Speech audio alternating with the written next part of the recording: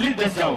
એક બહુ સરસ વાત મને ચેતન ભટ્ટે કરી છે, રજૂ કરી. પ્લીઝ બેસ જાઓ બધા. એ વાત, હા, એક ઇબાદત બંદગી રજૂ કરી. ઇબાદત એમનેમ છે. બેસો બેસો સાહેબ. ભાઈ ભાઈ, હા બસ એમ બેસો પ્લીઝ. 2 મિનિટ થોડી. ચેતનભાઈ, ઇબાદત યાनी કે બંદગી. ભગવાનને કોણ પ્રાર્થના કેવી કરે છે ચેતન ભટ્ટ એ મહત્વનું નહીં, એનો ભગવાન પ્રત્યેનો ભાવ કેવો છે એ મહત્વનું છે. એક ફકીર દિવસમાં 5-5 વાર ખુદાની નમાઝ કરે અને 5-5 નમાઝ અદા કરે.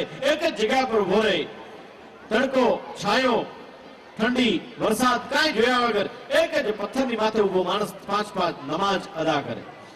જેના હાથની હથેળી અને ઘૂંટણમાં છાલા પડી ગયા. એકવાર નમાઝ અદા કરતા કરતા ખુદાના દરબારમાંથી અવાજ આવ્યો કે તારી નમાઝ મને મંજૂર નથી, તારી બંદગી મને મંજૂર નથી. આમ જે અવાજ આવ્યો તે નમાઝ કરતો કરતો એ ફકીર નમાજી નાચમાં મળ્યો, આનંદમાં આવી ગયો. બાજુમાં બીજો નમાજી બેઠો હતો અને એ બીજો નમાઝ અદા કરતો માણસ કહે કે ખુદાના દરબારમાંથી અવાજ આવે છે કે તારી નમાઝ મને મંજૂર નથી અને તું નાચવા મળ્યો. અને ત્યારે ફકીરે બહુ સરસ જવાબ આપ્યો હતો કે મારી નમાઝ એને મંજૂર હોય કે ના હોય ભલે, પણ હું નમાઝ કરું છું એટલી તો નોંધ લીધી છે ને એને ખબર છે એટલી. સાચા ભાવથી કોઈ પણની બંદગી પ્રાર્થના કરશો ને તો ઉપરવાળો સ્વીકારશે જરૂર.